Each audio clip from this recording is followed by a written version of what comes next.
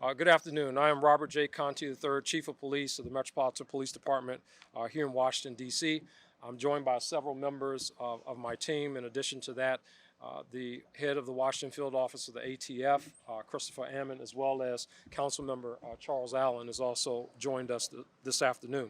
We are here today because the community stepped up to share information and tips that led to an arrest in the shooting of Washington Commanders running back Brian Robinson Jr. Let me say that again. It was because the community called and texted our tip line that we are able to make this arrest. Early this morning, members of MPD's Criminal Apprehension Unit arrested a 17-year-old male in Northeast pursuant to a D.C. Superior Court custody order. You've heard me say this time before. Our violent crimes get solved because of good police work, community involvement, and science. All three of those things happened in this case. Likely, like they do for every investigation of violent crime in our city, our detectives started immediately tracking down leads, and our community shared valuable information. Our federal partners at the ATF were able to use science to gather crucial evidence in this case. I want to turn it over to ATF Special Agent in Charge, Christopher Ammon, about how our partnership is vital in solving crimes. Chris? Thank you, Chief Conti, and good afternoon, everyone. I'm Chris Ammon, Acting Special Agent in Charge for the ATF Washington Field Division, and I appreciate the opportunity to stand with our law enforcement partners to announce this arrest. This arrest was the result of hard work and dedication to the mission of combating violent crime. While this investigation garnered national attention, I want to assure you that this is no different from what the men and women of ATF do every day along with our partners.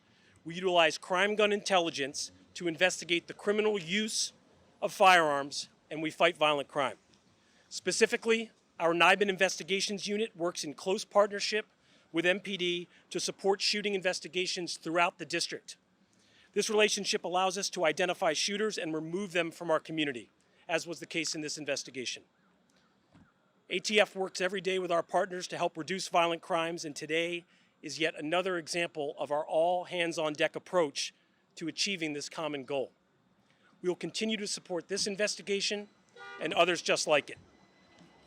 Thank you very much, and I'll turn it back over to Chief Conti. Thank you, Chris. This is yet another case of a juvenile with an illegal gun.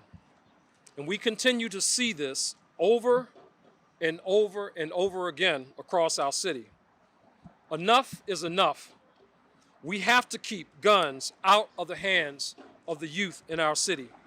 And we must hold people accountable for their actions when they turn to violence. There are still two other people that were involved in this case that need to be brought to justice. Today's arrest is an example of what happens when the community steps up to share information, and we need the community to do that again with these two other suspects. Take a look at the pictures and the video again. We will push that information out to community. And if you recognize someone in those images, we're asking you to call us, please, at 202-727-9099 or text us anonymously at 50411. Again, I'm asking for the community to please take a look at those. Go to our public websites. We will be sharing those images again. There was an individual, a second individual with a gun at that scene, and there was also an individual who was driving the getaway car, and we're seeking to locate those two as well. The community involvement piece is key to helping us bring cases to closure, like it has been in many cases, including yesterday's arrest in a double homicide investigation. I'm now going to turn it over to Assistant Chief Leslie Parsons of our Criminal Investigations, of our Investigative Services Bureau, to talk more about that closure as well. Thank you, Chief. Good afternoon, everybody. I am Leslie Parsons. I am the Assistant Chief of the Investigative Services Bureau for the Metropolitan Police Department. The closure the Chief referenced is a homicide that occurred on Wednesday, July 27th, around 10:30 p.m. Our 7th District officers responded to the 4300 block of 4th Street Southeast for the sounds of gunshots. When they arrived on the scene, They located 2 adult male victims and 1 female victim. DC Fire and Emergency Medical Services responded, and they determined one of the adult male victims, displayed no signs consistent with life and remained on the scene. The second adult male victim was transported to an area hospital where unfortunately he succumbed to his injuries. The third victim, an adult female, was admitted in critical condition. She has been released from the hospital but does have a long road to recovery in front of her. Our decedents in this case were identified as 19-year-old Ronald Brown of Oxon Hill, Maryland, and 41-year-old Tawan Wilson of Southeast DC. Our detectives' investigation into this offense suggested that the suspect decided to recklessly discharge a firearm towards a group of people in our community. As a result of the hard work of our detectives in their investigation, yesterday, pursuant to a DC Superior Court arrest warrant, members of our Capital Area Regional Fugitive Task Force located and arrested 27-year-old Bayshawn Jones of District Heights, Maryland. Jones was charged with first-degree murder while armed in reference to this offense. This case was investigated by Detective Gianna Coulias with assistance from other detectives assigned to our Homicide Branch's Major Case Squad. I'd like to echo the Chief's thanks to the community. Because of their assistance, we were able to obtain valuable information that assisted in closing this case. We also want to thank our partners at the United States Attorney's Office, the ATF, as well as the United States Marshal's Service for their quick apprehension of the suspect in this case. I'd now like to turn it over to Councilmember Allen to make a few remarks. Thanks, Chief Parsons. I just want to make sure that we commend the community partnership, as the Chief said, but in particular, I want to commend the partnership that exists between our Metropolitan Police Department and ATF. That partnership, this is not the first case, and neither will be the last, where that important partnership has yielded results, and we're grateful for the community. Glad that Brian Robinson is going to be back on the field, but I appreciate that we treat it, whether it's a Commander's player or any other resident, we treat that the same, we treat it seriously, accountability when harm is done, but this shooting impacted the neighborhood along the H Street corridor, residents and businesses alike, and so appreciate the hard work that led to today's actions and look forward to the continued work ahead to make sure that we hold accountable harm that is done and we make sure that we do not have guns in our community, in our streets, and in the hands of people that are going to do harm in our community. So thank you, Chief. Thank you, sir. Thank you, Councilmember. Again, I just want to highlight the partnership between ATF and MPD, as the Assistant Chief just mentioned. There's a lot of work to be done here in our city, but we are making strides. And anytime we have any gun violence in our streets, anytime we have any homicide, any shooting that happens, that's one too many. And I believe that the partnerships that we are talking about today, in addition to the support that we receive from community and the investigative work that happens behind the scenes along with science, we can close any case in that space. So at this point, that ends our official comments, and we can take any questions you may have. Yes.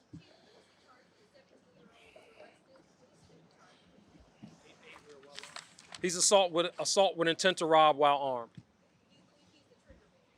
So that is still part of the investigation. We believe that he is one of the people who had a gun in his hand on the scene. But again, there's still 2 people that are out there that we're looking for involved in this case.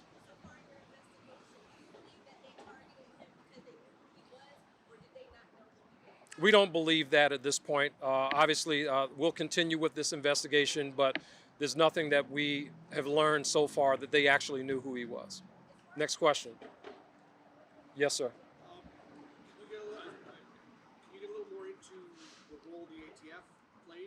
Yeah, so the ATF, they play a major role in all of the gun crime that happens here in the city. We are co-located with our partners at ATF. They're part of our violent crime impact team. We have a NIBIN investigations unit, which they are part of. When it comes to looking at gun crime in our city, the analysis, the investigation, and arrest, they're very much joined at the hip with the Metropolitan Police Department in the investigation of these cases. They're involved in everything related to the case. Yes, sir. Yes, ma'am.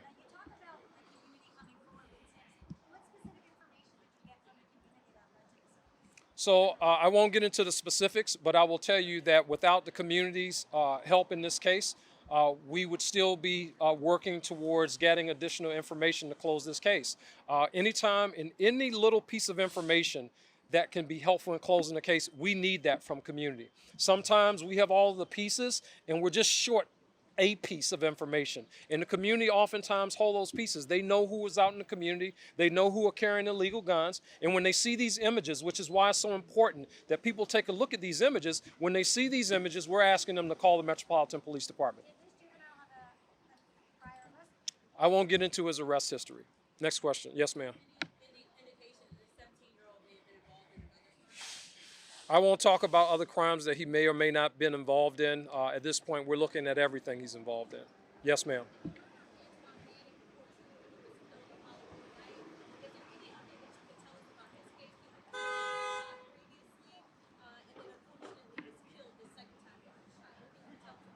So we're, again, in that case, and that is a very unfortunate situation, as all of these homicides that we see when they happen. I mean, it's tragic, any loss of life, particularly in the case of young Mr. Manning.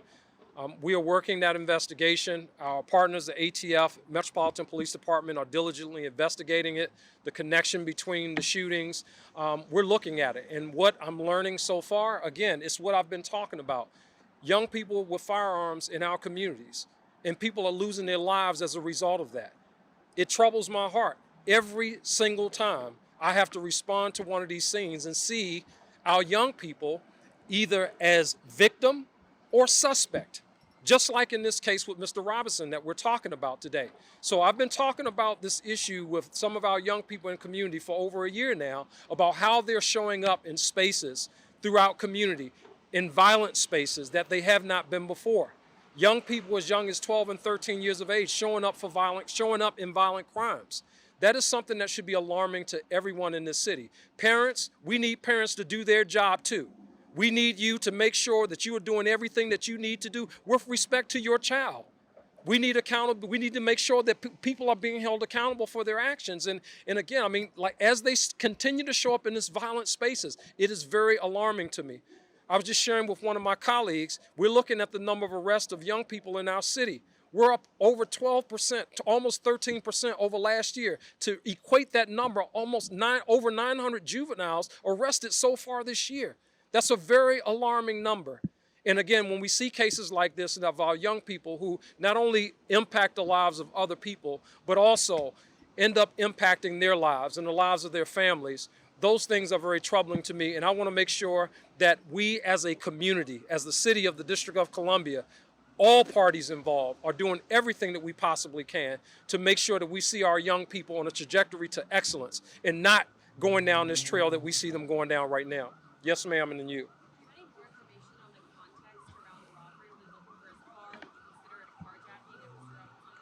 We're not sure about that. Again, we're still investigating. We can speculate, but there's still 2 other suspects out there that we're looking for right now. Excuse me a second.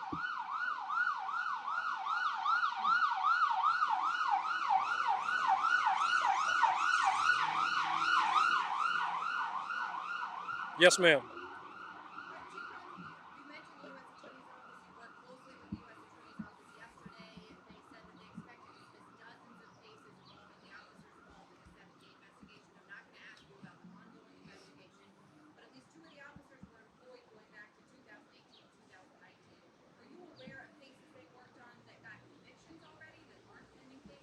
No, so that's all part of the U.S. Attorney's investigation.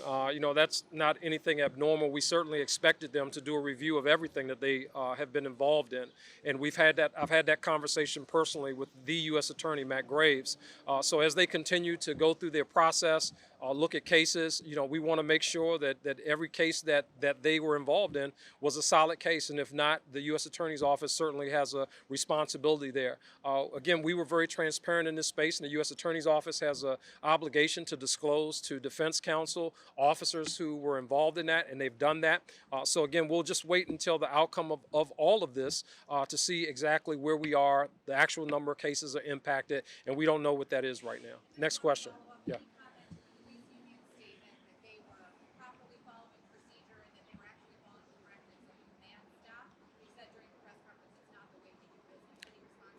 Yeah, that's not the way we do business. And if they were doing everything they were supposed to be doing, we wouldn't be having this conversation right now. Clearly, the U.S. Attorney's Office, after reviewing some of the information and evidence that we have as part of this investigation, have made a decision to do what they did. I made a decision to publicly talk about this in the very early stages of it, and I'm not going to do that on half-baked information.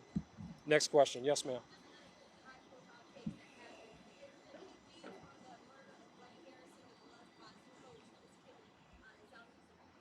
Yeah, we're working on that case. Every day we get little bits and pieces here and there, and just like with this case, as I said to the community a few months ago when this Brian Robinson case happened, we'll get to the bottom of it. It may take us some time.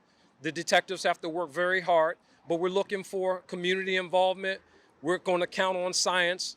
We're going to count on great detective work to get us to closure in that case and to bring closure from that family.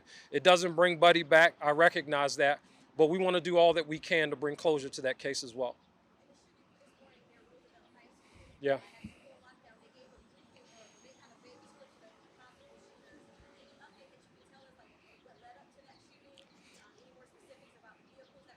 Yeah, so what we know now, since then, and we'll be pushing out an image shortly, it appears that there was some type of dispute between individuals in that area. A person produced a firearm and started firing shots. There's a very distinctive jacket that person is wearing. We'll be pushing that out to the media. We'll be pushing that out to the media here very shortly. It's like a blue and black kind of down jacket. So we're asking again for the public, look at that image. If you know who that person is, we want to hear from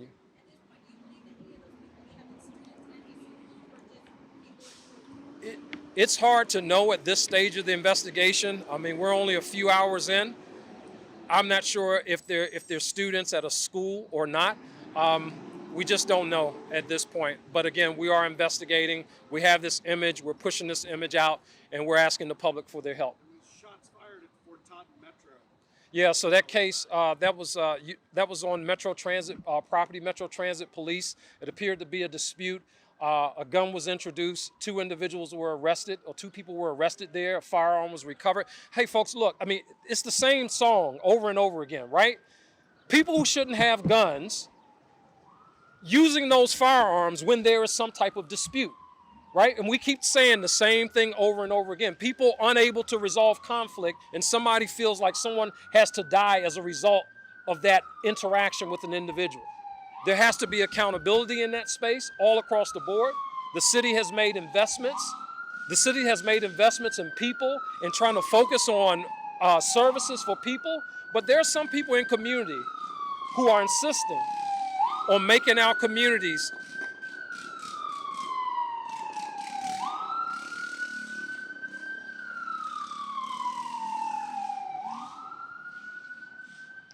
there are some people in community who have these firearms, and they look to make our communities unsafe. We've almost recovered 3,000 illegal firearms off the streets of the District of Columbia this year. That's an insane amount of firearms, illegal firearms, and those are just the ones we've recovered.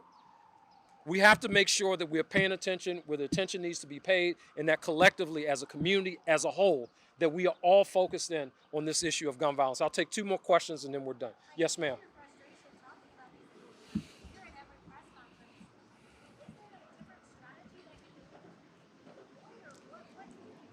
So let me tell you about the strategy, and and this is something that we've been talking about recently. We're making headway. We're making headway when we start to see reductions in homicide, which is what we have now. When we're seeing reductions in our violent crime, when we're seeing reductions in overall crime in our city. That's great that we're seeing reductions. The problem is people don't feel safe. And when you talk about 2 people who have a dispute and somebody decides that because they have a gun, they want to use it, I'm not sure what strategy necessarily rectifies senseless acts of violence and behavior like that, right? I don't know of a trick in the country that any police department is using that handles something like that. But I'll tell you what I believe works. I believe accountability works. I believe that people who do that, when they're not in community, they can't do those types of crimes. So our focus has to be on making sure that those people are not in our communities committing those types of crimes, making our communities feel less safe. One last question. Yes, ma'am. Somebody who hasn't had one. Anybody? Yes, sir. Right here. Do you see any correlation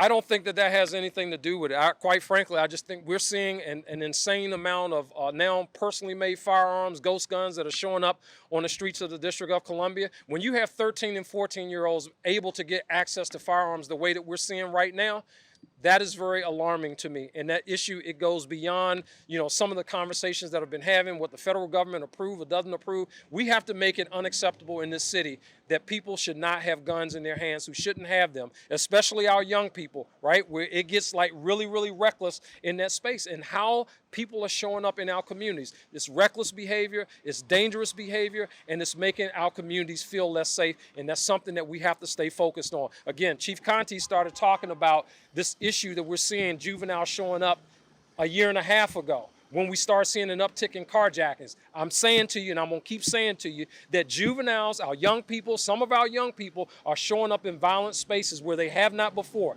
That is a concerning thing, and everyone has to take a hold of that. Parents have to take responsibility for their children. That is important. We all have a role. I'm a father. I got to take responsibility for mine. Every parent in this city has to take responsibility for their child. And when there are cases where there's not that support there for that parent, then we have to find a way collectively to give those parents support. Some young people, they got to sit down for a while. And what I mean by that is out of community. Out of community. And we have to be very clear about that if we expect to see safer communities. If not, and we keep doing the same thing over and over, you keep seeing the same results. Thank you.